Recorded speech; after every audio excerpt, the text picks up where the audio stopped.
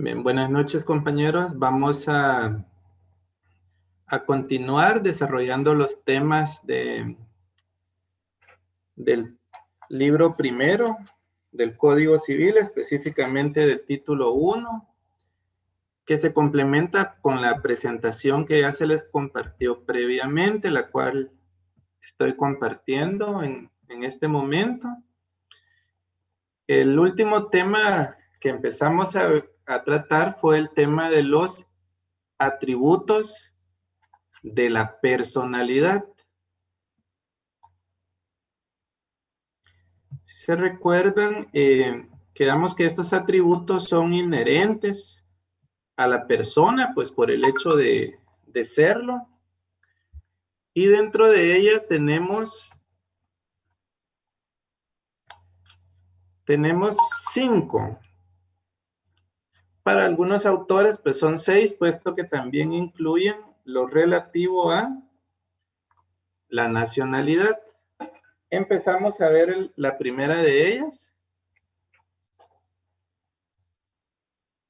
que es la capacidad. Y vimos su definición, la clasificación, que es capacidad de goce y de ejercicio. Otra de sus clasificaciones, que es la capacidad absoluta y relativa. Y vimos el tema de la incapacidad, ¿verdad? Que es pues lo contrario, no tener esa aptitud para ejercer derechos y obligaciones, es decir, no tener capacidad. Y también vimos las clases de incapacidad,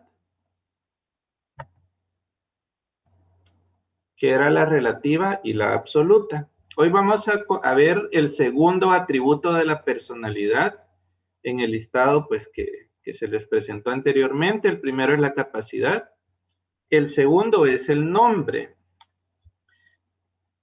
Primero vamos a iniciar con su definición. Acá en el código pues no tenemos una definición legal, se les ha proporcionado esta que es doctrinaria. Y con la sugerencia que les hemos dado, ¿verdad? De cómo iniciar las definiciones de cada uno de estos, indicando que es un atributo de la personalidad y que consiste en una palabra o un conjunto de palabras con las que una persona se identifica en sus relaciones sociales. Y aquí hay un elemento muy importante que se extrajo de la ley, y es como quedó inscrito el nacimiento de la persona en el registro civil. Ese es un elemento que no puede faltar en sus definiciones, ¿verdad? Básicamente podemos decir que son 3 elementos. Uno, que aunque no es tan esencial, podemos agregarlo al primero, decir que el nombre es un atributo de la persona o de la personalidad, que consiste, ahí va el segundo elemento, una palabra o un conjunto de palabras que nos permiten a las personas identificarnos frente a los demás en nuestras relaciones sociales. Y el elemento legal es como quedó inscrito nuestro nacimiento en el registro civil de las personas, como se llama actualmente, ¿verdad?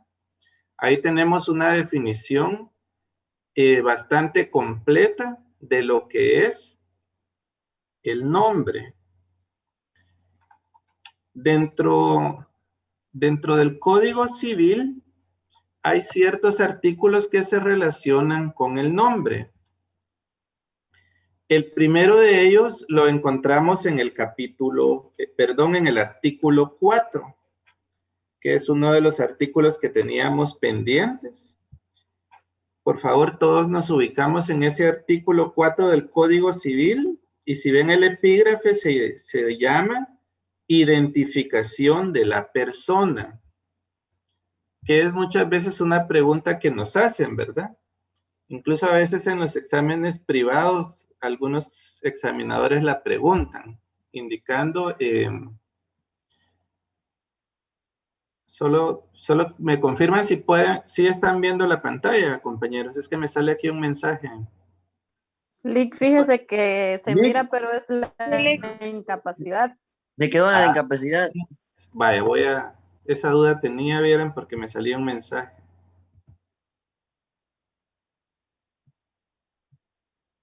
Ahora sí pueden ver la del nombre. Sí, Lick, Así hoy es, sí. Lick. Vaya, perdón, compañeros.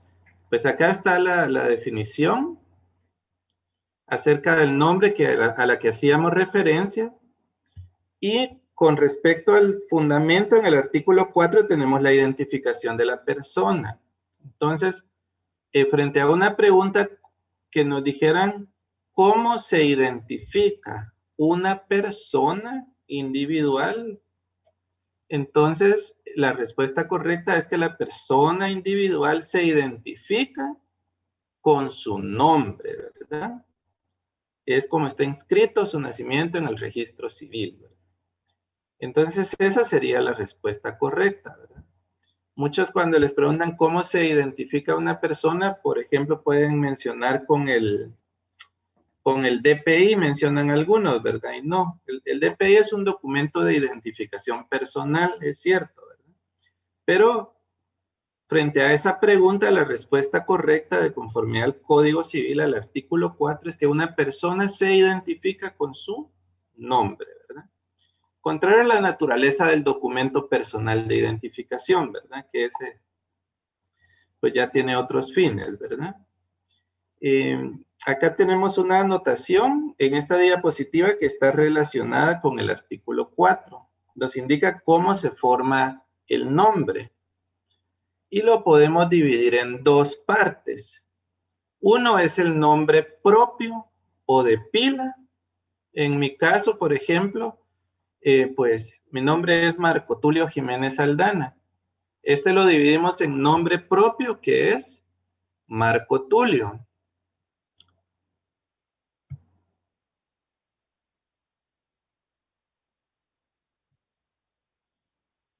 Bien. Perdón, es que estaba viendo ahí unos chats. Por favor, yo cuando estoy compartiendo pantalla no puedo ver el chat. Entonces, si alguien quiere participar, tal vez sería más accesible que lo hiciéramos accediendo al micrófono, ¿verdad? Y sin ninguna pena, por favor, tomen la palabra, porque aquí cuando yo comparto pantalla no me deja verlos, a menos que yo, pues, ingrese, ¿verdad? Y hace que perdamos un poco ahí la concentración, ¿verdad? Entonces pueden tomar la palabra sin ninguna pena, compañeros. Como les decía, mi nombre es Marco Tulio Jiménez Aldana. De acuerdo al artículo 4 del Código Civil, pues el nombre se divide en nombre propio y apellidos. El nombre propio también es llamado nombre de pila y los apellidos también son llamados nombre de familia o patronímico. Pues en mi caso, mi nombre propio de pila es Marco Tulio. Y mis apellidos patronímico o nombre de familia es Jiménez Aldana. Y esa es la forma como jurídicamente podemos dividir el nombre. Es decir que jurídicamente, cuando mencionamos la palabra nombre, nos estamos refiriendo a lo que comúnmente fuera del ámbito jurídico las personas conocen con el nombre de nombre completo, ¿verdad? Que a veces así es un término que mucho se utiliza comúnmente, ¿verdad? ¿Cuál es tu nombre completo? No, ¿verdad? Jurídicamente, desde el momento que decimos nombre, nos estamos refiriendo a lo que fuera del ámbito jurídico comúnmente le llamamos nombre completo, ¿verdad? Entonces, desde el momento que nos dicen cuál es nuestro nombre, este incluye el nombre propio o de pila e incluye los apellidos o patronímico, ¿verdad? Es decir, nombre es todo, ¿verdad? Nuestro nombre propio y nuestros apellidos, lo que comúnmente conocemos como nombres completos, ¿verdad? Eso lo debemos tomar muy en cuenta para los efectos jurídicos. El artículo 4 nos lo menciona de esa forma. Indica, le voy a dar lectura a algunas partes. La persona individual se identifica con el nombre con que se inscriba su nacimiento en el registro civil. Y luego nos habla de la clasificación, el que se compone de nombre propio y del apellido. Ahí tenemos esa clasificación. Nos indica que los apellidos son de los padres casados o de sus padres no casados que lo hubieran reconocido. Acá le agregamos, luego también nos dice, bueno, aquí le agregamos en la diapositiva que también puede ser por el apellido de los padres a raíz de una unión de hecho legalmente declarada. Puede ser simplemente con el apellido de la madre para el caso de lo que menciona aquí el artículo 4 que le llama hijos de madre soltera. Acá indica serán inscritos con los apellidos de esta. Es decir, que si el nacimiento de un niño solo va a ser inscrito por su madre y no por el padre, va a llevar los dos apellidos de la madre. Si ven, ese artículo 4 tiene una reforma que fue en el año 1995, porque es el decreto 38-95. Anteriormente a esta reforma, pues recordemos que el Código Civil es de 1963 y entró en vigencia en 1964. Anteriormente eran inscritos solo con el primer apellido de la madre. Por eso es que tal vez actualmente muchos conocemos todavía a varias personas que solo tienen un apellido, ¿verdad? Y que todavía se malacostumbró anteriormente, que es algo que jurídicamente no es correcto, a decir, por ejemplo, Juan Carlos Pérez, único apellido, que eso es incorrecto usarlo, ¿verdad? No es necesario usarlo, porque antes del 95 se inscribían solo con el primer apellido de la madre. A partir de esta reforma de 1995 en adelante, ya el código dice que debe llevar los dos apellidos de la madre, que lo está reconociendo o inscribiendo. Y se agregó el último párrafo al artículo 4, que indica que todos aquellos que ya habían sido inscritos antes de 1995, la madre podía acudir nuevamente al registro a ampliar la inscripción correspondiente para que se inscriban los dos apellidos, que es una facultad que les dejó la ley, de que lo hicieran o bien no lo hicieran. También nos menciona acá el segundo párrafo, nos habla del caso de los llamados niños, aquí lo tienen anotado en la parte final, niños expósitos. Es a lo que se refiere el segundo párrafo del artículo 4, cuando indica hijos de padres desconocidos. Serán inscritos con el nombre que les dé la persona o la institución que los inscriba. Son aquellos niños que se desconoce quiénes son los padres y que normalmente pues van a estar sujetos a un proceso judicial de medidas de protección en un juzgado de la niñez y adolescencia. Entonces, anteriormente, pues, en base a lo que dice el código, pues muchas veces estas instituciones públicas o privadas que acogían a los niños, que comúnmente le llaman casas hogares, los directores de estas instituciones eran quienes inscribían a los niños. Y se les podía, muchas veces se inscribían con los apellidos de los directores. Eso es lo que vamos a ver más adelante, que se le conoce como una filiación administrativa. Solo servía para que se le garantizara al niño su derecho a la identidad y tuviera un nombre. No creaba ningún parentesco o vínculo con el director de la institución que lo inscribía. Actualmente ya no es de esa forma. Actualmente, en el caso de estos niños, sus nacimientos son ordenados por una resolución emitida por un juez, y en base a esa resolución se inscribe su nacimiento. Y pues ahí, dentro de ese proceso de protección, se le da un nombre E incluso los apellidos se les puede poner cualquier apellido, ¿verdad? Ya que no se sabe quién es su padre y su madre, se puede ordenar indicando el apellido que ordena el juez, ¿verdad? Dentro del proceso. Esto es para garantizar el derecho de identidad de los niños, niñas y adolescentes, que es uno de los derechos más importantes que reconoce la Convención de los Derechos del Niño. Entonces, de esa forma, pues se van a poner los apellidos a los niños en el momento en que son inscritos. Entonces, de este artículo 4 nos interesa, pues básicamente esos elementos de la definición que mencionábamos anteriormente y cómo está compuesto el nombre. Y que ya quedemos claros que de ahora en adelante, cuando escuchen jurídicamente la palabra nombre, recuérdense, se está refiriendo al nombre propio y a los apellidos.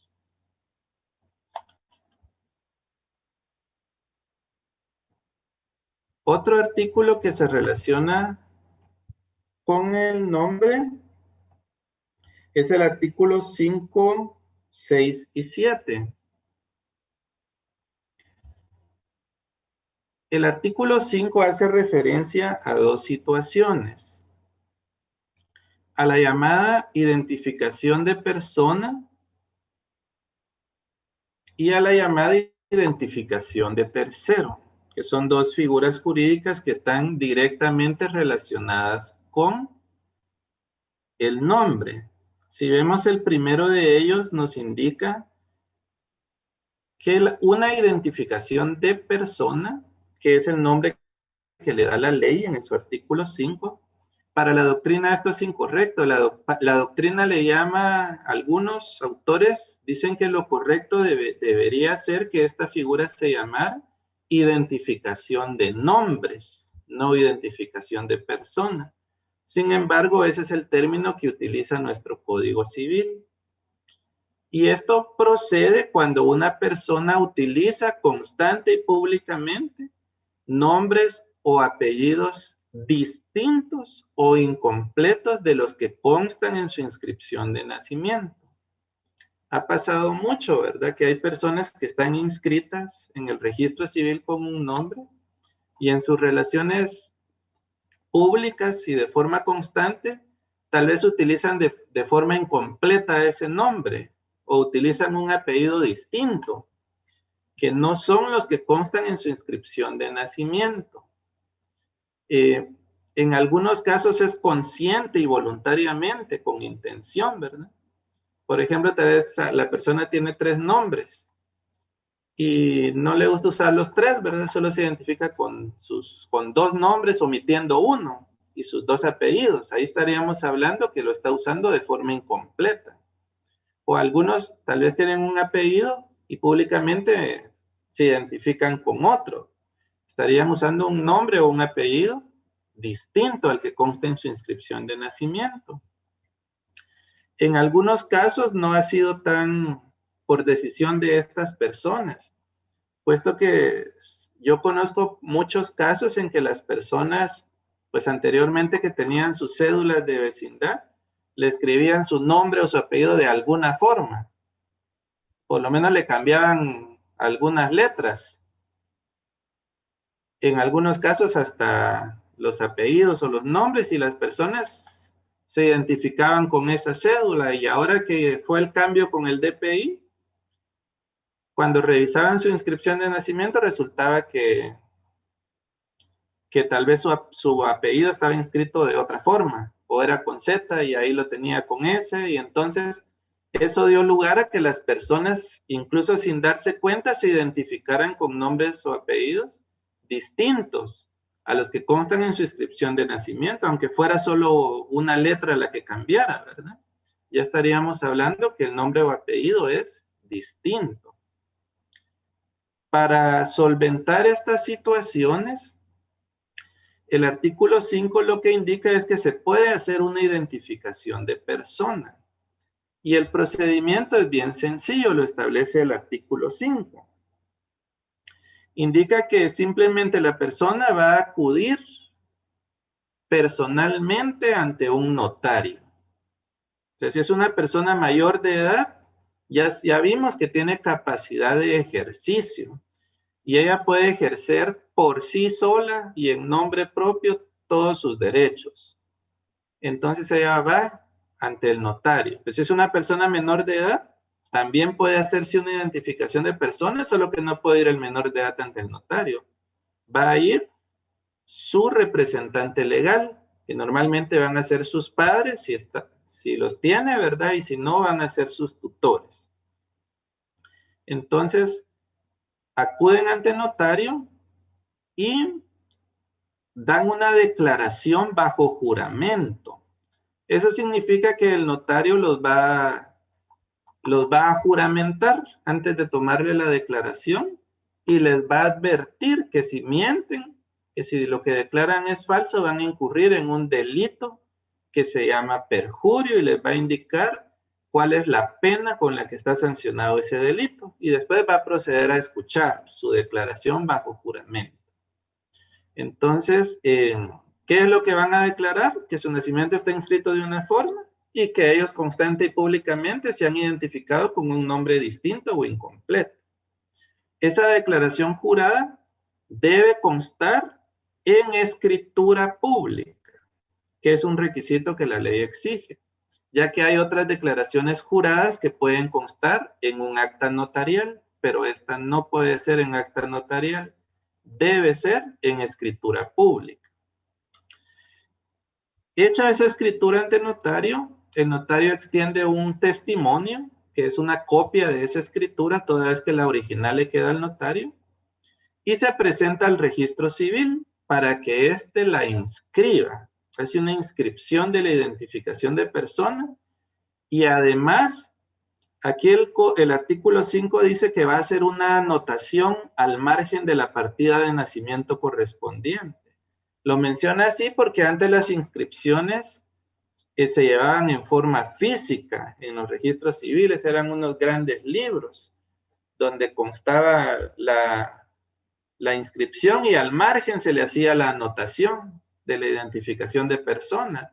Ahora, como sabemos, en el registro civil de las personas ya se hace en forma electrónica y ahora ya no es una anotación al margen de la partida. Ahora, si se dan cuenta, cuando ustedes han pedido un certificado de su nacimiento, hasta abajo trae un apartado que dice observaciones y abajo de las observaciones van todas las anotaciones. Ahí es donde aparecería una anotación de una identificación de persona. ¿Y cuál va a ser el resultado de esto? Que en esa anotación va a decir que la persona que se encuentra inscrita en esa partida de nacimiento, además del nombre con el que aparece inscrito, también se identifica con el siguiente nombre o con los siguientes nombres, si han sido muchos, ¿verdad? Los cuales corresponden e identifican a una misma persona que es la inscrita en esa partida de nacimiento. O sea, lo que va a hacer constar jurídicamente es que una misma persona se ha identificado con distintos nombres, pero que todos esos nombres corresponden e identifican a una misma persona, aun y cuando no sean los que consten en su inscripción de nacimiento.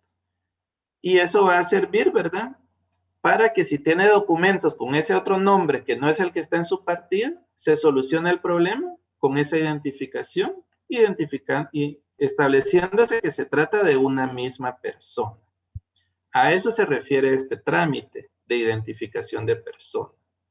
El caso de procedencia, ahí lo tenemos en el artículo 5. Lo que leíamos indica el que constante y públicamente use nombre propio o apellido distinto del que consta en su partida de nacimiento. Lo use incompleto o omita alguno de los apellidos que le corresponde. Ese es el caso de procedencia. ¿Cómo solucionarlo? Acudiendo ante el notario, haciendo una declaración jurada en escritura pública e inscribiéndolo en el registro civil. ¿Cuál es el efecto de eso? Que ya legalmente también nos vamos a identificar además de con el nombre con el que estamos inscritos en el registro civil, con esos otros nombres que hemos usado constante y públicamente, los cuales ahora formalmente ya se ha establecido que corresponden e identifican a una misma persona. No sé si estamos bien hasta el momento, compañeros, o quieren alguno, pues, hacer alguna pregunta. Link, buenas noches. Buenas noches, Neri. Mire, disculpe una pregunta con respecto a esto del nombre. ¿Podrá uno de los dos hacer el cambio de o quitar un apellido de un niño sin consentimiento del otro, Link? Perdone. Ahorita vamos a ver eso, ¿vieron? Cuando hablemos del cambio de nombre, para no confundirnos el tema. Ahorita lo vamos a ver en las siguientes diapositivas, ¿oye? De acuerdo, Link. Ahorita veamos, nos vamos a concentrar en la identificación de personas. Luego vamos a ver el cambio de nombre. Anteriormente, era necesario hacer identificación de personas incluso con las tildes. Y muchas personas tuvieron ese inconveniente porque tal vez en su cédula, como era muy informal lo de las cédulas, en su cédula siempre le pusieron, por ejemplo, eran apellido, por ejemplo, más, y se los ponían con tilde. Y en su cédula por años se identificaron con tilde. Se casaron con esa cédula, compraron un bien inmueble con esa cédula, hicieron préstamos con esa cédula, reconocieron a sus hijos con esa cédula, con tilde. Cuando perdió vigencia la cédula y sacaron su DPI, que ya lo vieron directamente del libro, en el libro nunca tenía tilde ese apellido. Entonces le extendían su certificado de nacimiento y su DPI sin tilde. Entonces, por esa tilde, muchas personas anteriormente hicieron identificaciones de personas para hacer constar que, por ejemplo, Juan Carlos más con tilde y Juan Carlos más sin tilde son nombres que corresponden e identifican a una misma persona. Antes era necesario eso, pero recientemente se incorporó una reforma al Código Civil. Ustedes la pueden ver ahí en su artículo 5, donde indica que por tildes ya no es necesario hacer identificaciones de personas. O sea, que una persona aparezca en ciertos documentos, por ejemplo, Jiménez con tilde y en otro Jiménez sin tilde, eso no lo hace persona distinta. Es la misma persona y no es necesario realizar el trámite de identificación de persona, como hace algunos años sí era necesario. ¿Alguien me puede indicar en su artículo 5 de qué año es esa reforma, la última que tuvo? ¿Que pueda ver ahí qué decreto es? 2018, Lick. Es el decreto 8. Es el decreto 8, 2018, Lick. Así es, muchas gracias, compañeros. Entonces, a partir del 2018 ya no es necesario. Fíjense que algunas personas lo hacen. Entonces, tampoco está diciendo el artículo que no se debe hacer, ¿verdad? Lo que es prohibido hacerlo no lo dice. O sea que si una persona llega con un notario y le dice, mire, yo quiero hacer una identificación de persona, porque aquí tengo documentos donde mi apellido es Pérez con tilde y aquí tengo otros donde es Pérez sin tilde, entonces quiero hacer la identificación de persona. Se puede hacer la identificación de persona y se puede inscribir. No es necesario, ¿verdad? La ley establece que no es necesario hacerlo, pero tampoco está diciendo que no se pueda o no se deba hacer.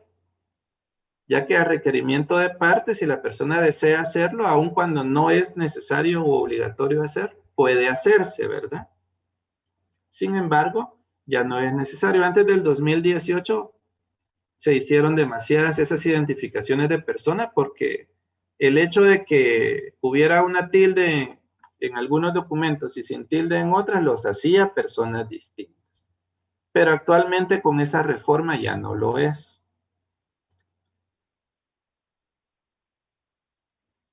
Ahora hay otra figura muy relacionada con la identificación de persona, que se llama identificación de tercero. Esa está en la parte final del primer párrafo del artículo 5. La parte que dice, también podrá hacerse por cualquiera que tenga interés. Esto es cuando el caso de procedencia es exactamente el mismo. Una persona ha usado un nombre propio o un apellido distinto al que consta en su inscripción de nacimiento o incompleto. Pero quien está interesado en que se haga esa identificación, en que jurídicamente se haga constar que esos dos o más nombres corresponden e identifican a una misma persona, no es la propia persona. Porque si fuera la propia persona, ¿qué hace? Lo que ya vimos aquí, una identificación de persona, bien facilito. Va con el notario, hace la declaración jurada. Imaginemos que se tarde el notario ahí 15 minutos en hacer esa escritura pública de declaración jurada. Va al RENAP y no hay cola, otros 15 minutos para inscribirlo, y en 30 minutos ya está hecho el trámite, ¿verdad? Porque es la misma persona. Pero cuando es otra persona la interesada, no puede hacerse ese trámite, ¿verdad? Entonces, ahí procede una identificación de terceros. Aquí lo dice, procede cuando un tercero interesado hace constar que una persona distinta ha utilizado constante y públicamente nombres o apellidos distintos o incompletos de los que constan en su registro de nacimiento. O sea, el caso de procedencia es exactamente el mismo. La diferencia es que aquí lo hace la propia persona o su representante legal, mientras que aquí lo está haciendo un tercero, que no es la persona que ha utilizado otros nombres, sino una tercera persona. Aquí el trámite es distinto. Si ven el artículo 5 del Código Civil, dice que puede hacerse por cualquier tercero que tenga interés, conforme el procedimiento establecido en el Código Procesal Civil y Mercantil. Ahí ya no es una simple declaración jurada prestada en escritura pública, sino hay que llevar a cabo un procedimiento que está en el Código Procesal Civil y Mercantil. Aquí yo les anoté entre paréntesis que es un trámite de jurisdicción voluntaria, se llama esa vía, es una vía voluntaria. Y el trámite precisamente se llama así, identificación de tercero. Ahí es un trámite más largo. Ese curso o estos trámites los ven ustedes en Derecho Procesal Civil y Mercantil y también los ven en Derecho Notarial 3. ¿Por qué razón? Porque la identificación de terceros puede hacerse ante un juez o puede hacerse ante un notario. Y es un trámite pues más largo, no va a salir en un solo día porque hay que hacer constar la solicitud, hay que hacer publicaciones en el diario oficial, si hay oposición se tiene que seguir en una vía ya contenciosa, si no hay oposición ya se puede resolver. Entonces es un trámite ya más complicado, ya es todo un procedimiento, ¿verdad? Que hay que seguir porque quien lo está haciendo no es un tercero. Al final, no vamos a hablar del procedimiento, puesto que esto lo van a ver ustedes en otros cursos. Pero al final de ese procedimiento de identificación de terceros, si se declara con lugar, ya se inscribe en el registro civil de las personas y el efecto es exactamente el mismo que el de la identificación de persona. Se va a hacer constar que una persona, además del nombre con el que está inscrito su nacimiento, también se identifica legalmente con otros nombres y que todos esos nombres corresponden e identifican a una misma persona. Entonces, la diferencia es que en la identificación de persona lo hace la propia persona. La identificación de tercero lo hace otra persona que está interesada en que se haga la identificación de un tercero. Normalmente, las identificaciones de terceros se hacen cuando la persona ya falleció. Entonces, como la persona ya falleció, pero en vida usó nombres y apellidos distintos de los que constan en su inscripción de nacimiento, ahora hay algún interesado en que se haga constar que durante su vida esa persona fallecida usó distintos nombres y que todos esos nombres corresponden a esa persona. Y por eso es que ya lo hace un tercero, porque ya la persona falleció. Sin embargo, muchas veces, hasta en los ejemplos que hay en los libros, utilizan de personas fallecidas. ¿Por qué razón? Porque es lo común. Sin embargo, no nos quedemos con la idea que la identificación de tercero procede solo para personas que ya fallecieron. Se puede hacer también por un tercero, aunque la persona que vamos a identificar esté viva, ¿verdad? No solo procede con personas fallecidas, sino también con personas vivas. ¿Alguien quería tomar la palabra?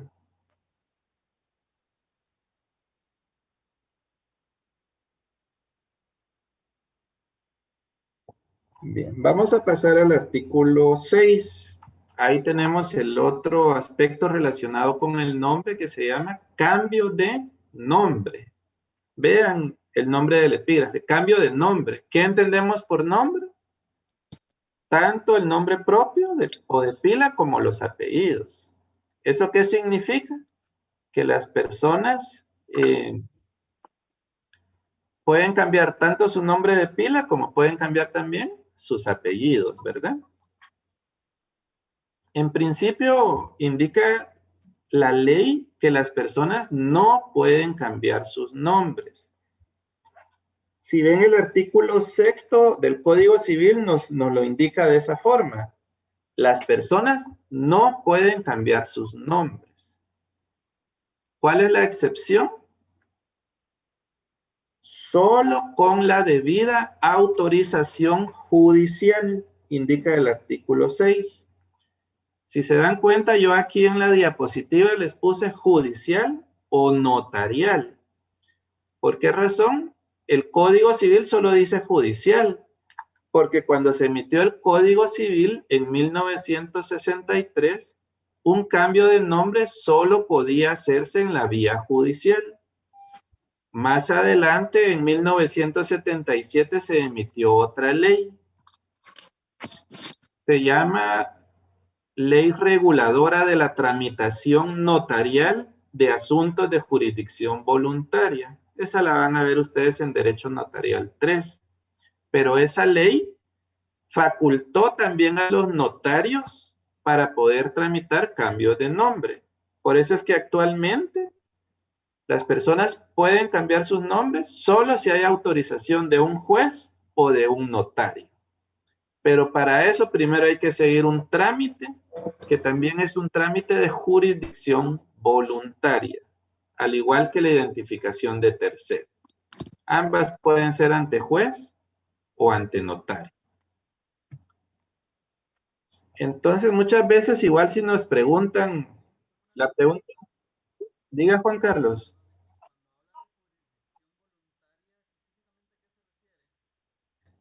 Sí, les voy a comentar así brevemente, ¿verdad? Para no desviarnos. Fíjense que en lo procesal, que van a ver ustedes más adelante, hay varias vías en las que se van a tramitar los procesos judiciales. Eso es algo que van a ver ustedes en procesal, pero por ejemplo en procesal civil ustedes van a ver que hay una vía ordinaria, que hay una vía sumaria, que hay una vía oral, una vía ejecutiva y una vía voluntaria. Todo depende del tipo de proceso que vamos a llevar. La vía voluntaria, que es con lo que se relaciona la jurisdicción voluntaria, se da en aquellos casos en que no existe litis, que no hay contienda o conflicto entre partes. Entonces se hace en una vía voluntaria, ¿verdad? Porque no hay conflictos de intereses.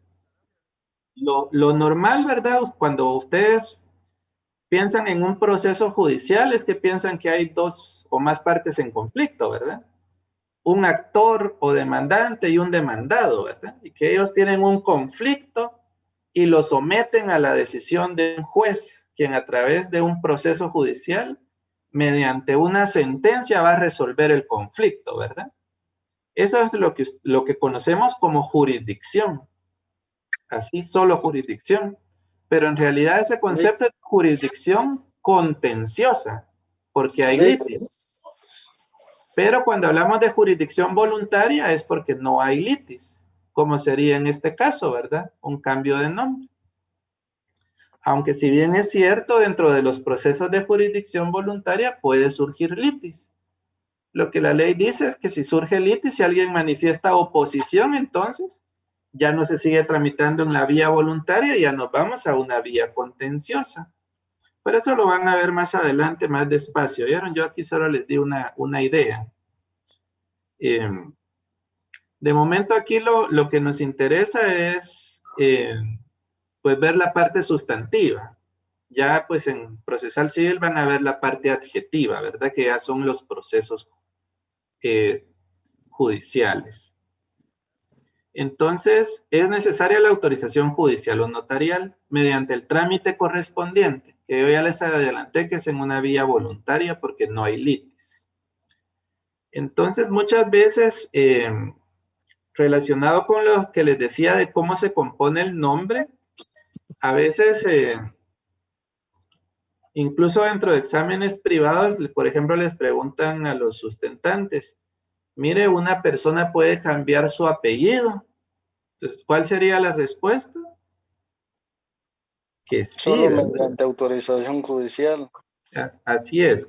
Muy buena respuesta, ¿verdad? Entonces, ¿pueden cambiar sus apellidos? No, ¿verdad? Esa es la respuesta lógica. Salvo que exista autorización judicial o notarial, ¿verdad? Pero sí se puede cambiar el apellido o bien el nombre de pila, ¿verdad? Porque recordemos, dice cambio de nombre y ahí incluye nombre propio y apellido. Incluso no lo podemos cambiar por un nombre y un apellido totalmente distinto al que tenemos, ¿verdad? O sea, una persona se puede llamar, por ejemplo, Juan Octavio Pérez Lara y se quiere cambiar el nombre y ahora llamarse Michael Jackson, se puede hacer, ¿verdad? Ya sea que nos cambiemos solo un nombre o solo un apellido o que nos cambiemos por completo todo el nombre y todo el apellido por uno totalmente distinto. Eso se puede hacer, ¿verdad? No hay ninguna limitación para poder hacer ese cambio. Acá tenemos la parte final donde hacemos esa declaración. El nombre se compone tanto por nombre propio y por los apellidos, por lo que sí es posible que una persona se cambie el apellido. Lo que pasa es que muchas veces, como el trámite se llama cambio de nombre, los que no tienen claro que cuando mencionamos nombre se refiere al nombre completo, piensan que solo podemos cambiar el nombre de pila y no los apellidos, ¿verdad? Pero por eso les hacemos la aclaración. Puede ser el nombre y también puede ser el apellido, o puede ser todos los nombres de pila y todos los apellidos por otros totalmente distintos, ¿verdad? Eso se puede hacer. El trámite, pues obviamente lo tiene que hacer personalmente el interesado. Esto sí no lo puede hacer un tercero. El interesado debe comparecer, hacer la solicitud ante el juez o ante el notario y seguir el trámite hasta que finalice. Me preguntaba hace un momento el compañero, su pregunta era relacionada con el cambio de nombre. Y se refería específicamente al caso de una persona menor de edad, ¿verdad? Que si se le podía cambiar el nombre a una persona menor de edad. Sí se puede. Lo que no puede es que el propio menor de edad comparezca en el trámite, sino que tiene que comparecer representado por sus padres. Y claro que se les puede cambiar el nombre a los menores, siempre y cuando lo manifiesten sus padres, ¿verdad? Y creo que la pregunta se refería a que si solo puede ir un padre, ¿verdad? Creo que esa era la consulta. Si no, me la pueden hacer otra vez, ¿verdad? Así es, Lick, así es. Sí, es posible que solo comparezca uno de los padres. no es necesario que comparezcan los dos, porque como vamos a ver más adelante, cuando veamos el tema de la patria potestad, específicamente, adelantándonos un poquito, es el artículo 252. Dice que la patria potestad se ejerce sobre los hijos menores conjuntamente por el padre y la madre, dice. En el matrimonio, dice, y en la unión de hecho. O por el padre o la madre en cuyo poder esté el hijo en cualquier otro caso. Entonces, en conclusión, la patria potestad se puede ejercer de forma conjunta por los dos padres o separadamente, ¿verdad? Por cualquiera de ellos. Y no es necesario que comparezcan los dos. Sin embargo, algo muy importante que debemos tomar en cuenta es lo que dice el artículo 7. Se refiere a estos tres trámites, ¿no? Identificación de persona, identificación de tercero y cambio de nombre. Indica en los casos a que se refieren los artículos anteriores, la alteración se anotará al margen de la partida de nacimiento. Es decir, los tres trámites se tienen que inscribir en el registro civil de las personas para que surtan efectos legales. O sea, hice mi identificación de persona en escritura pública, lo voy a inscribir al registro civil. Finalizó el trámite de identificación de tercero, ante un juez o ante un notario, la resolución judicial o la resolución notarial la inscribo en el registro civil. Se cambió el nombre de una persona, la resolución judicial que lo autorizó o la resolución notarial que lo autorizó se inscribe en el registro civil. Va a haber una inscripción del cambio de nombre y además va a haber una anotación en la partida de nacimiento de la persona que se lo cambió. Luego está la parte que interesa del artículo 7. Menciona la identificación.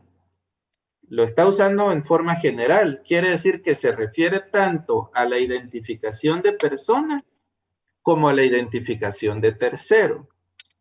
Luego dice, y el cambio de nombre no modifica la condición civil del que la obtiene, ni constituye prueba alguna de filiación. O sea, no va a cambiar absolutamente nada la condición civil de la persona. Tampoco va a constituir prueba de filiación. Es decir, vamos a ver si identifico aquí a alguno de ustedes.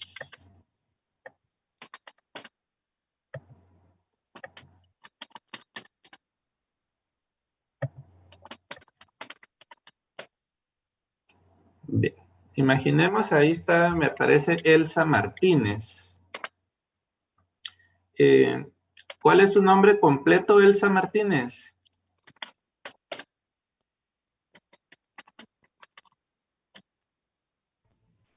Buenas noches, Lick. Buenas noches, Elsa. ¿Cuál es su nombre completo? ¿Me escucha? Sí, sí. Elsa Rosena Martínez Chávez. Bien. Imaginemos que Elsa hace un cambio de nombre. Y ahora su nombre va a ser Elsa Jiménez Aldana, que puede hacerse ese cambio de nombre. Eso no constituye prueba de filiación, ¿verdad? O sea, eso no la va a convertir en, por decirlo así, en mi hermana, ¿verdad? O que va a haber filiación con mis papás, porque ahora ella también es Jiménez Aldana, o que ya no van a ser sus padres, su papá que es de apellido Martínez, ¿verdad? Él sigue siendo su papá, aunque ella ahora ya no use el Martínez y ahora se llame Elsa Jiménez. Eso no va a cambiar en absolutamente nada su condición civil, ni va a constituir prueba alguna de filiación con alguna otra persona, ¿verdad? No lo cambia para nada, ¿verdad? Como sucede con algunas personas, ¿verdad? Que dicen, por ejemplo, dice la señora,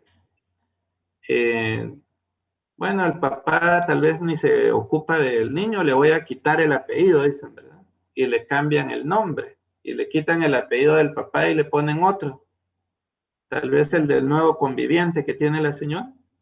Pero aunque sea el mismo, ese niño sigue siendo hijo de su padre biológico, ¿verdad? y no va a constituir prueba de filiación con la nueva pareja de la mamá, aunque tenga el mismo apellido, ¿verdad? Eso no va a cambiar en nada, ¿verdad? La condición civil, ni va a constituir ninguna prueba de filiación con respecto a otra persona que tenga ese mismo apellido, ¿verdad? Seguimos siendo la misma persona, ¿verdad? Seguimos siendo parientes de las mismas personas y eso no cambia en nada nuestra condición civil. Lo único que va a cambiar es que ahora yo me voy a poder identificar con un nombre distinto al que me inscribieron mis padres o otra persona cuando nací, ¿verdad?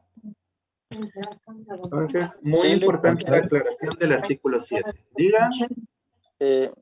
Porque, por Ay, no, ejemplo, es la mujer esa, hombre, la misma. El achó. Bien, y en esta foto, pues. Algunas, por favor, tienen encendidos ahí sus micrófonos. Por favor, sí, solo los que vayan a participar lo Ella, encienden. es de ella, son sus huellas de ella.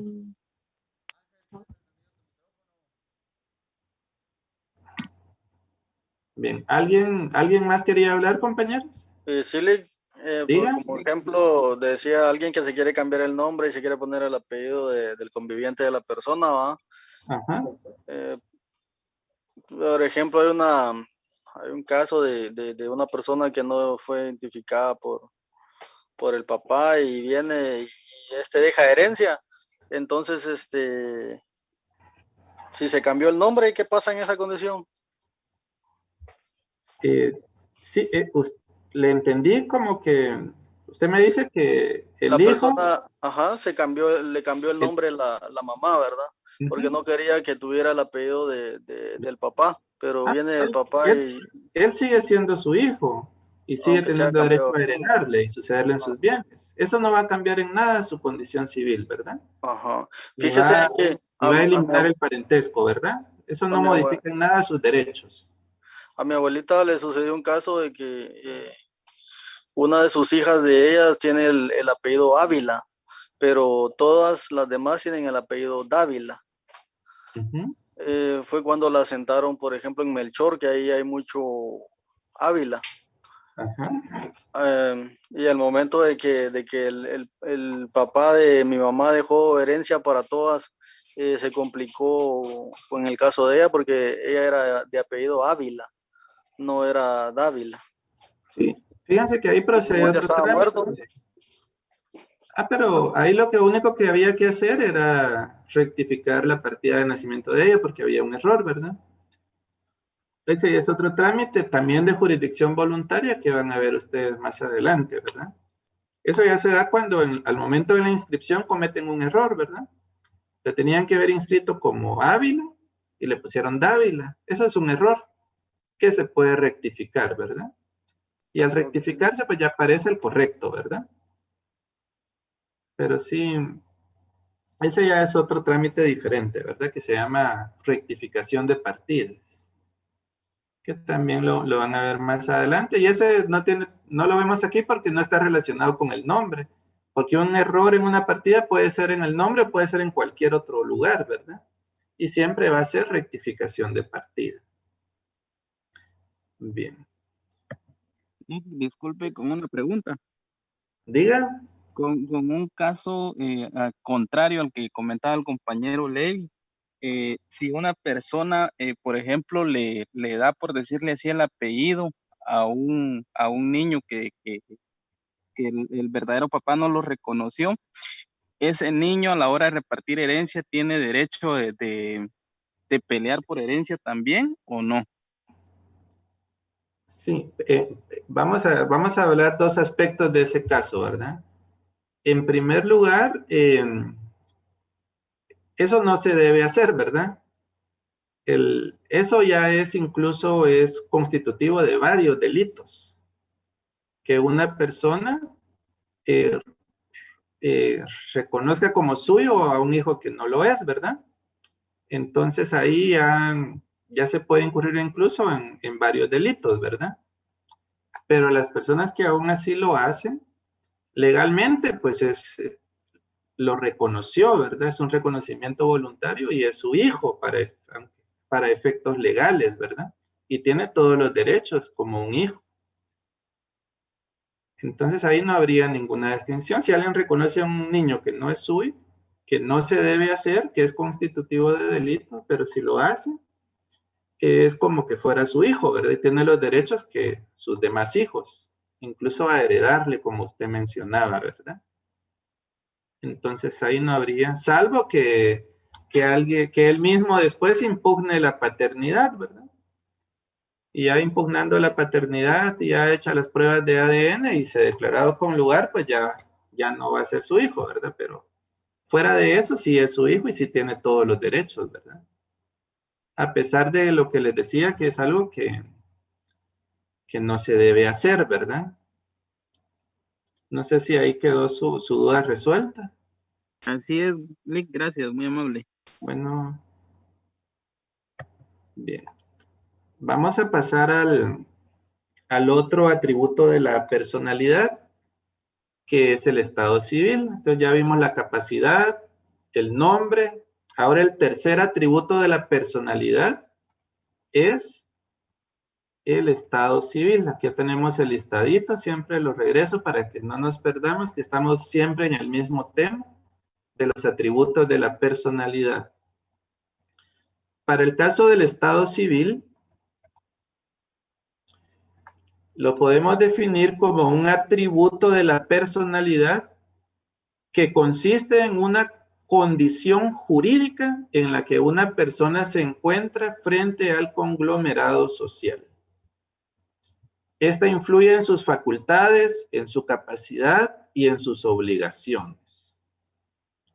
Y aquí nos enumera los distintos factores.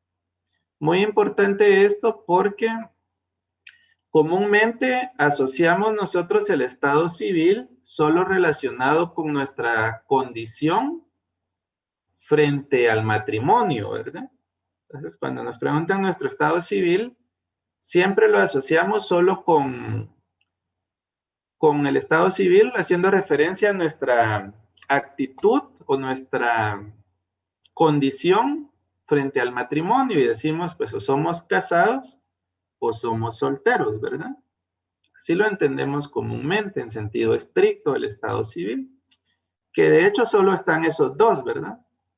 Como estado civil podríamos decir casado, soltero, e incluso podría utilizarse unido de hecho, siempre y cuando que la unión de hecho esté declarada legalmente. Una unión de hecho se declara legalmente ante un notario o ante un alcalde municipal, ¿verdad? Y esa unión de hecho es legalmente declarada. Esos podríamos decir que son los estados civiles, ¿verdad? Entonces ya, por ejemplo, como notarios, ustedes están haciendo una escritura donde van a colocar el estado civil, no podemos colocar divorciado, ¿verdad? Eso no es un estado civil. Viudo, eso no es un estado civil, ¿verdad? Unido, ¿verdad? Porque solo viven juntos, pero no declararon legalmente su unión. Esos no son estados civiles, ¿oye? Solo soltero, casado o unido de hecho legalmente declarado. Lo demás de hablar de divorciado, que viudo, que soltero por viudez, que soltero por divorcio, eso no, jurídicamente no es correcto que lo utilicemos. Básicamente tenemos que reducirlo a 3. O como abogados, ustedes haciendo un sumemorial o una demanda y van a colocar el estado civil, que es un requisito, no es técnico que coloquen esos otros términos. Limitémonos a casado, soltero o unido de hecho, siempre que esa unión de hecho esté legalmente declarada. De lo contrario, pues, tenemos que limitarnos a esos 3 estados civiles frente al matrimonio. Pero eso es el estado civil en su concepto restringido, como lo conocemos comúnmente, haciendo referencia, como lo tienen aquí en la anotación, exclusivamente a la condición del individuo frente al matrimonio. Pero el estado civil también lo podemos interpretar en un sentido amplio. Y aquí nos dice que son factores del estado civil. Por ejemplo, con respecto a nuestra nacionalidad, nuestro estado civil es nacional, extranjero. Con respecto a nuestra edad, nuestro estado civil puede ser que seamos personas mayores de edad o que seamos niñas, niños o adolescentes. Con respecto al matrimonio, podemos ser casados, solteros, unidos de hecho. Podemos ser hijos, podemos ser padres. Respecto a nuestro género, podemos ser hombres, podemos ser mujeres y así. El estado civil puede interpretarse en un sentido amplio. Por eso es que la definición que tienen acá lo está tomando en un sentido amplio, ¿verdad? Y no restringido como sería usarlo solo con respecto al matrimonio. Entonces, indicar esta respuesta en sentido amplio. El primer elemento es un atributo de la personalidad. Consiste en la condición jurídica de una persona individual frente al conglomerado social. Enfocaba en distintos factores como los que mencionábamos. Entonces recordemos, toda persona, ¿verdad?, tiene esos atributos. Toda persona tiene capacidad, toda persona tiene un nombre, ¿verdad? Y toda persona va a tener un estado civil, porque son atributos de la personalidad. Vamos a pasar al siguiente atributo. Ese lo ubicamos en el artículo 32 del Código Civil. Por favor, ahí se pueden ubicar en ese artículo 32. Este también es un atributo de la personalidad que va a consistir en la circunscripción territorial en que una persona, ya sea de forma voluntaria, ya sea por disposición de la ley, tiene su residencia para el ejercicio de sus derechos y el cumplimiento de sus obligaciones. Anteriormente se hacía referencia en esta definición a decir que era una circunscripción departamental, se le solía definir. Pero realmente decir que el domicilio era la circunscripción departamental, antes no era por un fundamento legal, sino era más que todo por cómo estaban organizados los juzgados antes en Guatemala. Puesto que antes solo existía, por ejemplo, un juzgado de primera instancia en cada departamento, ¿verdad? Entonces, si tenía competencia territorial en todo el departamento. Pero actualmente ya no es así, ¿verdad? Ahora a veces en un mismo departamento hay 3 o más juzgados de un mismo ramo y se dividen los municipios, ¿verdad? Como sucede aquí en Petén y en otros departamentos. Por eso es mejor no usar el término departamental, sino indicar que es la circunscripción territorial. Aunque procesalmente domicilios lo siguen relacionando con el departamento. Porque, por ejemplo, cuando como notarios hagan una escritura o como abogados estén haciendo una demanda u otro memorial, el requisito es colocar el domicilio de la persona. Entonces, lo que se coloca es el departamento donde esa persona tiene su residencia, ¿verdad? Se sigue relacionando actualmente con ello. Entonces, podemos colocar, ¿verdad? Por ejemplo, Marco Tulio Jiménez Aldana, de 37 años, soltero, guatemalteco, abogado y notario, con domicilio en el departamento de Petén, ¿verdad? Así cumpliríamos ese requisito de indicar cuál es el domicilio, es decir, en qué departamento la persona tiene su residencia. Por eso es que muchas definiciones dicen que es la circunscripción departamental, aunque es más técnico usar que es la circunscripción territorial en que una persona tiene su residencia, ya sea porque él voluntariamente así lo ha elegido o porque la ley así lo dispone. ¿Y cuál es la importancia de ese domicilio? Porque ese es el lugar donde va a ejercer sus derechos y va a cumplir sus obligaciones. De hecho, muchas acciones que en lo procesal se pueden promover en contra de una persona, tienen que ser promovidas en el juzgado que tenga competencia, dependiendo del lugar donde vive la persona, las llamadas acciones personales, ¿verdad? Es decir, imaginemos, yo quiero demandar a Óscar Ovidio por alguna situación, ¿verdad? Y Óscar Ovidio tiene su residencia allá en Teculután. Yo no le puedo demandar en el juzgado de acá, ¿verdad? De San Benito, porque a mí me queda más cerca, no. Yo tengo que demandarlo a él en el lugar de su domicilio, que sería en Zacapa, ¿verdad? Entonces, para lo procesal sí es muy importante el domicilio, porque nos permite establecer muchas veces quién es el órgano jurisdiccional competente para conocer determinadas acciones. Es algo que les va a servir más adelante en lo procesal cuando vean el tema de la competencia de los órganos jurisdiccionales y las distintas reglas de competencia. Entonces, ahí es donde tiene importancia el domicilio. Acá, pues en civil lo que nos interesa es ver la parte sustantiva, donde vamos a ver la definición de domicilio y las distintas clases de domicilio que regula el Código Civil. Tenemos varias, las que tenemos enumeradas acá. Si tienen ahí su código, yo les recomendaría que les fueran haciendo estas anotaciones. Arriba del artículo 32, si gustan, anoten ahí con su lapicero.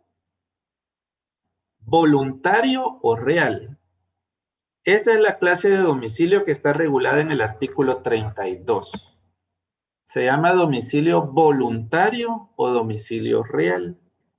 Indica el artículo 32 que el domicilio se constituye voluntariamente por la residencia en un lugar con ánimo de permanecer en él.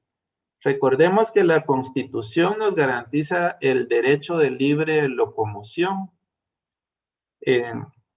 Entonces, imaginemos que yo voluntariamente decido que ya no voy a vivir aquí en San Benito Petén y quiero irme a vivir allá a Puerto Barrios, Izabal, y allá establezco mi residencia.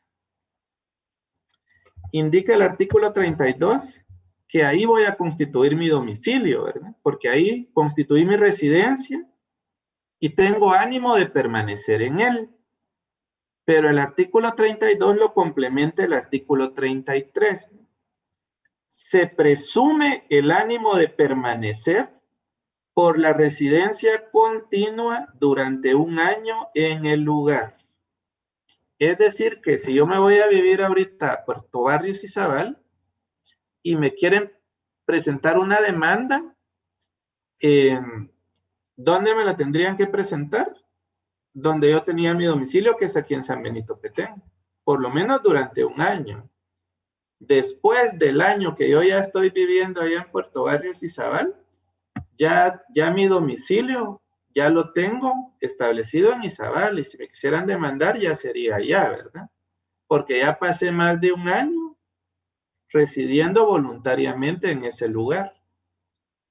Es decir, si hoy me voy, ¿verdad?, a vivir a ese lugar, durante un año mi domicilio sigue siendo aquí en Petén, pero después de un año de vivir en Puerto Barrios, Izabal, ya mi domicilio sería allá, porque ahí establecí mi residencia por más de un año, y eso hace presumir el ánimo de permanencia en un lugar. Estamos ahí con la primera clase de domicilio, que es el voluntario o real.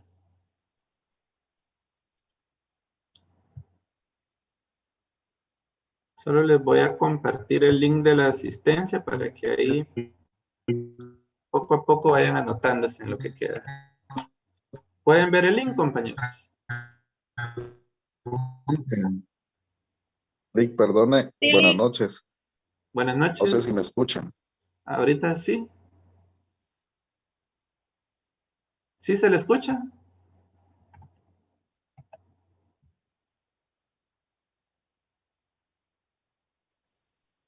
Sí, compañero, ¿puede hablar? Creo que tengo problemas de internet, Rick. Desde hace un momento pedí la palabra, pero creo que tengo problemas de internet. Ahorita sí lo escuchamos perfectamente, dígame. Gracias, Lick. Usted estaba hablando, por ejemplo, de la residencia. Su domicilio actual o sea, si usted se cambia de domicilio donde usted vivía. Si, por ejemplo, yo fuera un sindicado o un agraviado y tienen que notificarme, ¿dónde me tienen que notificar? Pero usted se está refiriendo a un proceso penal. Yo he visto algunos casos, no, sí, para cualquier notificación. Así, miren, pues, eso ya es diferente. Con respecto al tema de notificaciones, nosotros tenemos las partes que intervengan en un proceso, tienen que señalar lugar dentro del perímetro donde está el tribunal, ¿verdad? Entonces, en ese lugar donde usted señala, es donde le van a notificar, pero tiene que ser dentro del perímetro, ¿verdad? O sea, si el proceso se está tramitando por ejemplo, en Cobán, tiene que señalar usted una dirección de ahí de Cobán, ¿verdad? Porque ese es el lugar donde señalemos que tiene que estar dentro del perímetro. Si no señalamos lugar, nos notifican por otras vías, por ejemplo, por los estrados, ¿verdad? Cuando yo hablaba de domicilio, relacionándolo con la competencia, me refería solo para establecer quién es el órgano competente para conocer de un proceso, ¿verdad? Y hacía referencia al domicilio del demandado, que lo tienen que demandar en el lugar de su domicilio. Bien. Y les ponía el ejemplo, ¿verdad? Que si yo me voy a vivir hoy a Puerto Barrios, mi domicilio va a seguir siendo Petén durante un año, ¿verdad? Después de un año de vivir en Puerto Barrios y Izabal, ya mi domicilio va a ser Izabal, ¿verdad? De acuerdo a lo que establece el artículo 32 y 33 respecto al domicilio voluntario o real. Vamos a ver el siguiente. Este se encuentra en el artículo 34. También les recomiendo que arriba de su artículo 34 le escriban múltiple, plural o alternativo. Esa es la clase de domicilio que se encuentra en el artículo 34. Indica si una persona vive alternativamente o tiene ocupaciones habituales en varios lugares. Imaginemos, paso unos días en Cobán, paso otros días en Petén, me voy una semana a Zacapa, me voy otra semana a la capital, otra semana la paso en Huehuetenango, ¿verdad? Que hay personas pues que por uno u otro motivo se la pasan de esa forma, ¿verdad? Ellos tienen un domicilio múltiple, le llama la ley, plural o alternativo. ¿Y cuál es la consecuencia de eso? Imaginemos, lo quiero demandar y ¿en dónde lo voy a demandar, verdad? Si él se la pasa de departamento en departamento. La ley nos da la solución en el artículo 34. Indica, se considera domiciliar en cualquiera de ellos. Entonces se podría demandar en los tribunales competentes de cualquiera de esos departamentos. Ahora indica, si se trata de actos que tienen relación especial con un lugar determinado, este será el domicilio de la persona, que sería como un caso especial, ¿verdad? Pero fuera de eso, la regla general nos dice, ¿verdad? Si una persona reside en varios departamentos, en varios lugares, se considera domiciliado en cualquiera de ellos. Ya la ley nos da la solución, ¿verdad? De lo contrario, no se le podría demandar a esta persona. O no se, yo les hablo aquí de demandar, aunque realmente no lo podemos restringir solo a una demanda. Recordemos que el domicilio, su función es la que veíamos en la diapositiva anterior.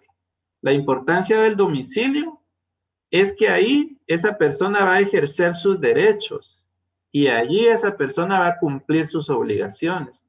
Por eso es que lo relaciono yo con una demanda. ¿Por qué?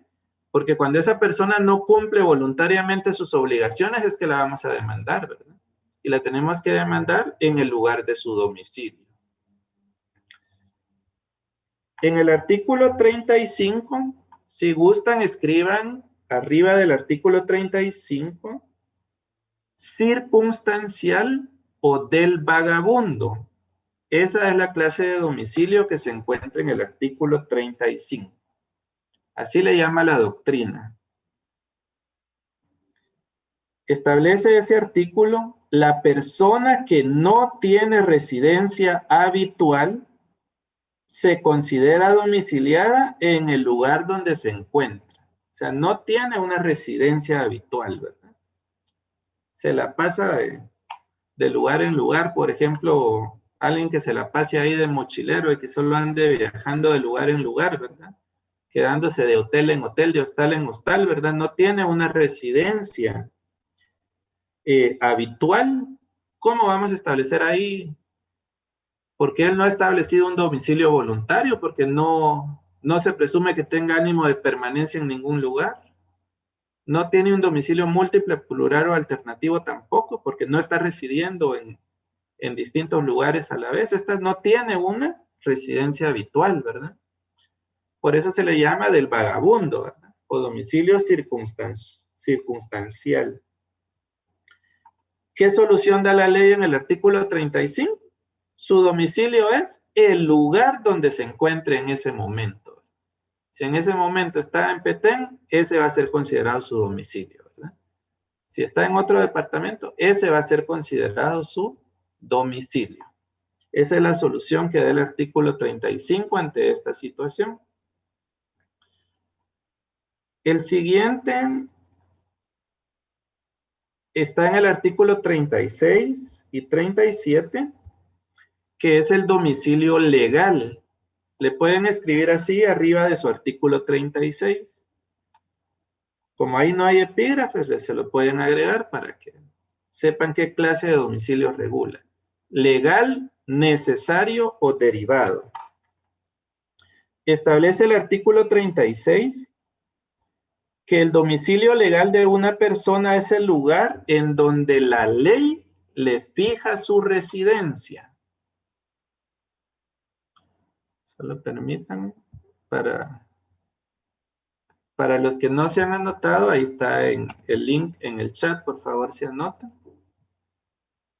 Entonces el domicilio legal es cuando la ley fija la residencia de una persona en determinado lugar, para que ahí ejerza sus derechos y cumpla sus obligaciones, incluso aunque no esté allí presente, pero la ley se lo está fijando. Los ejemplos de domicilio legal lo tenemos en el artículo 37. Nos menciona el caso de menores de edad e incapaces. O sea, personas menores de 18 años, niños, niñas y adolescentes, y incapaces. Se está refiriendo a personas mayores de edad que fueron declaradas en estado de interdicción y ahora tienen una incapacidad absoluta. Ellos dicen el de las personas que ejerzan su patria potestad o tutela. Es decir, si mi domicilio es en Petén, aunque mi hijo no vive en Petén, la ley dice que el domicilio legal de mi hijo es Petén, porque aquí está quien ejerce la patria potestad de él, ¿verdad? Aunque él no esté de hecho aquí presente, como dice el otro artículo, ¿verdad? Entonces sería bien sencillo. La ley establece el domicilio de las personas menores y de las personas con incapacidad absoluta. Y va a ser el domicilio que tengan sus respectivos representantes legales. Inciso B. Funcionarios, empleados, dependientes y demás personas, el lugar en que prestan sus servicios. Es decir, si yo me voy a trabajar, imaginemos a Baja Verapaz, y ahí voy a estar trabajando permanentemente como un funcionario o empleado público. La ley indica que ese es el lugar de mi domicilio, ¿verdad? Porque ahí voy a estar prestando un trabajo continuo. De los militares dice el lugar donde estén destinados. De los que se hayan cumpliendo una condena, el lugar donde están cumpliendo su condena. como una pena privativa de libertad, ¿verdad? Lo mandan a cumplir su pena de prisión allá a Puerto Barrios, ese va a ser su domicilio legal. Agentes diplomáticos como cónsules, vicecónsules, embajadores que se van al extranjero, dice que su domicilio va a ser el último domicilio que tenían en el territorio nacional, aunque estén residiendo en el extranjero, ¿verdad? Entonces, si una persona es nombrada cónsul, ¿verdad? Entonces, imaginemos Juan Carlos es nombrado cónsul allá en Panamá, por ejemplo. Él se va a ir a vivir allá, pero su domicilio legal va a ser el último domicilio que tuvo él acá en Guatemala, y si fue Petén, sería Petén su domicilio, que por disposición de la ley, él tiene, ¿verdad? Luego, tenemos por aquí el domicilio de las personas jurídicas. Si gustan, en el artículo 38 le pueden escribir así, persona jurídica. Indica que el domicilio de una persona jurídica es el documento en el que conste su creación. Si se recuerdan, vimos que es una persona jurídica, ¿se recuerdan? Decíamos que era una agrupación de personas individuales que en ejercicio de su derecho de asociación, que es un derecho humano, individual, establecido en la Constitución, se asocian y forman una entidad distinta a las personas individuales que la conforman y que la ley la reconoce personalidad jurídica propia y distinta, ¿se recuerda? Vimos que hay dos clases de personas jurídicas. Las personas jurídicas de derecho público y las personas jurídicas de derecho privado. Entonces, ellos tienen personalidad jurídica, pero ¿cuál va a ser su domicilio? La ley es bien clara. El artículo 38 dice, el que se designe en el documento en que conste su creación. ¿Cómo se crean o constituyen las personas jurídicas de derecho privado? Por una escritura pública. Y un requisito de esa escritura es decir, ¿dónde va a tener su domicilio? Imaginemos, está creando una sociedad mercantil. Su denominación va a ser el Patito Feo Sociedad Anónima. En esa escritura tiene que decirse, tendrá su domicilio en el departamento de Petén. Y si dice así, ese va a ser el domicilio del Patito Feo Sociedad Anónima, ¿verdad? Porque en su escritura constitutiva así se estableció. Lo mismo pasa con todas las demás personas jurídicas de derecho privado. Todas se constituyen por escritura pública. Y siendo la escritura pública el documento en que consta su creación, allí debe indicarse como requisito cuál va a ser el domicilio de esa persona jurídica. Las de derecho público, ¿se recuerdan? Esas no se constituyen por escritura.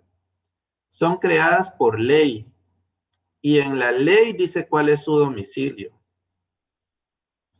Entonces, normalmente en los primeros artículos dice, por ejemplo, se crea el Registro de Información Catastral de Guatemala como una institución autónoma con personalidad jurídica propia, dice la ley. Tendrá su domicilio en la ciudad de Guatemala, ¿verdad? Entonces, las leyes que crean personas jurídicas de derecho público, sobre todo órganos autónomos y órganos descentralizados, dicen en un artículo cuál es el domicilio de esas personas jurídicas de derecho público. Ello es congruente con lo que estamos viendo ahorita en el artículo 38, que el domicilio de las personas jurídicas es el que indique la ley para el caso de las personas jurídicas de derecho público o la escritura constitutiva para el caso de las personas jurídicas de derecho privado. Y nos va a servir, ¿verdad? Porque queremos demandar a esa sociedad anónima. La tenemos que demandar en el lugar de su domicilio.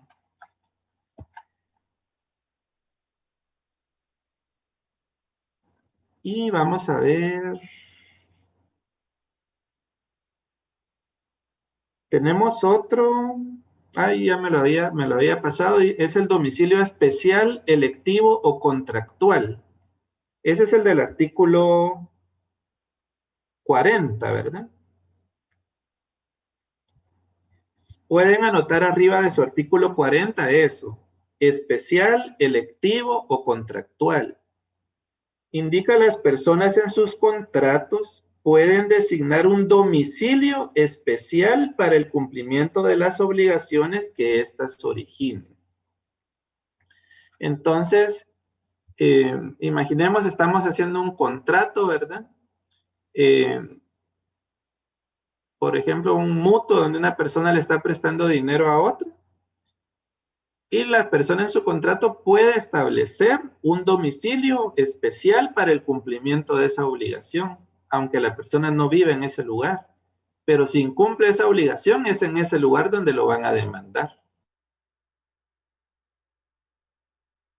En un contrato voluntariamente. Electivo, porque lo elegimos voluntariamente, y especial porque solo va a tener efectos para esa obligación que estamos contrayendo en ese contrato y no para otras obligaciones, ¿verdad?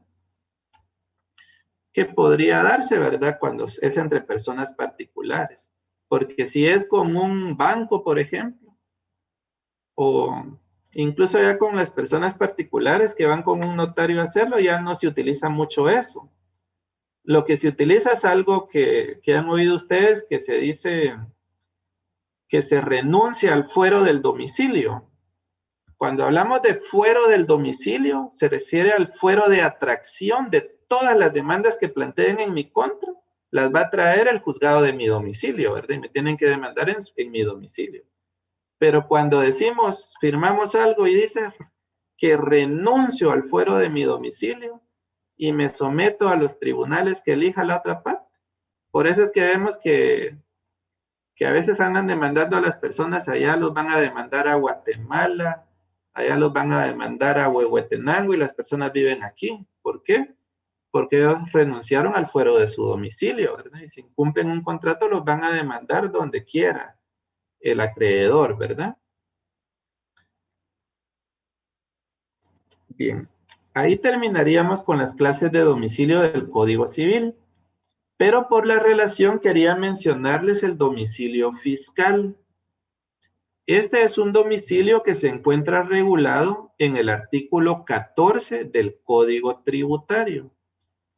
Y es un domicilio especial para el cumplimiento de obligaciones tributarias. Les voy a pedir que lean ese artículo 114, o sea, no es necesario que compren su código tributario, lo pueden descargar de internet y leer el artículo 114. Nos dice que es el lugar que el contribuyente o responsable señale ante la administración tributaria para el cumplimiento de sus obligaciones tributarias. Es la dirección que nosotros señalamos en la SAT, ¿verdad? Cuando nos dieron nuestro NIT, nos preguntaron nuestra dirección y esa que tenemos en la SAT es nuestro domicilio fiscal. Antes que nos daban, algunos tal vez se recuerdan, que nos daban una tarjetita, como un carnetito del NIT, así impreso en cartoncito. Ahí decía, ¿verdad? Nuestro NIT, nuestro nombre y nuestro domicilio fiscal, ¿verdad? Esa dirección que nosotros señalamos ante la SAT se llama domicilio fiscal.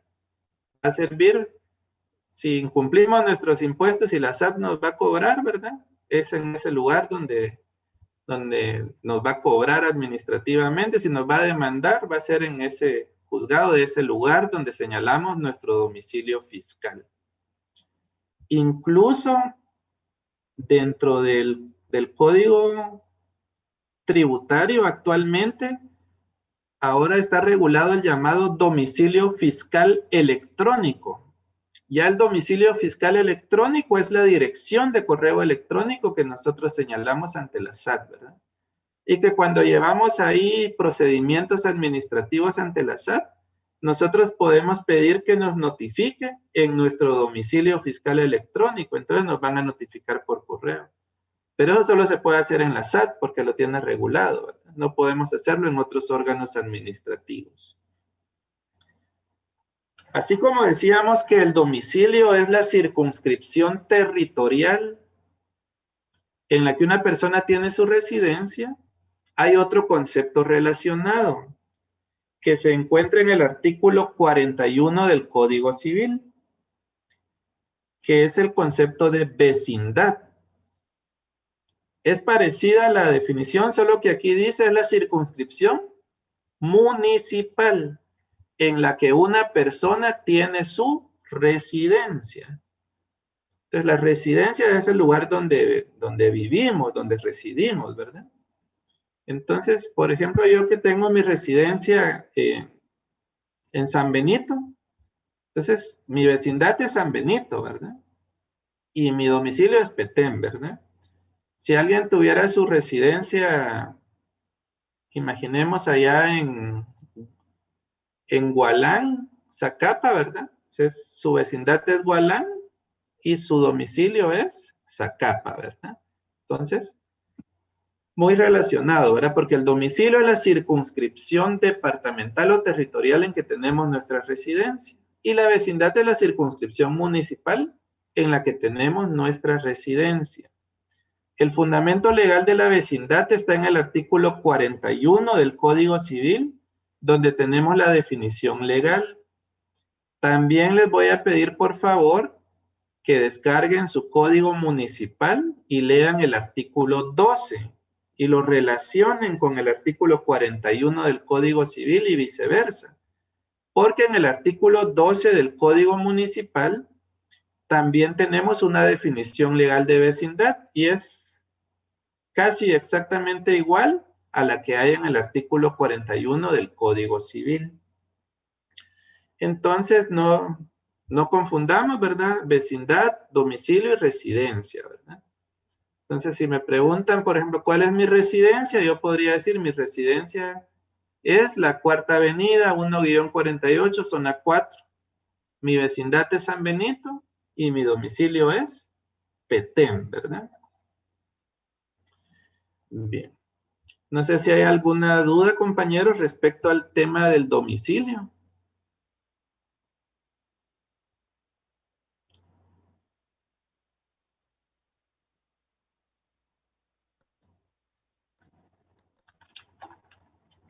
Bien, para la otra clase, compañeros, vamos a ver el tema de la ausencia. Les voy a pedir, por favor, que lean del artículo 42 al 77. Ahí tenemos regulado el tema de la ausencia, las clases de ausencia y la muerte presunta, que son los temas que vamos a ver en la otra clase. Como ven, llega hasta el artículo 77 y ahí termina el título 1 del libro primero y ahí ya comienza el título 2, que ya es de la familia, ¿verdad? Entonces, vamos a ver el tema de la ausencia, clases de ausencia, muerte presunta y vamos a ver algunos artículos que nos hace falta ver de las personas jurídicas y con eso terminamos el título 1 de las personas. Y ya después, y con eso terminamos también la presentación de PowerPoint que se les compartió. Posteriormente, pues ya iniciamos a ver el título 2 y se les va a compartir una nueva presentación del tema de la familia. Entonces, este fin de semana voy a publicar la programación de las actividades y sesiones de la siguiente semana, ¿vieron? Por hoy vamos a quedar ahí, compañeros. Les deseo una buena noche. Gracias, Lick. Feliz noche. Feliz noche, Ley. Feliz noche, Lick. Feliz noche. Feliz noche.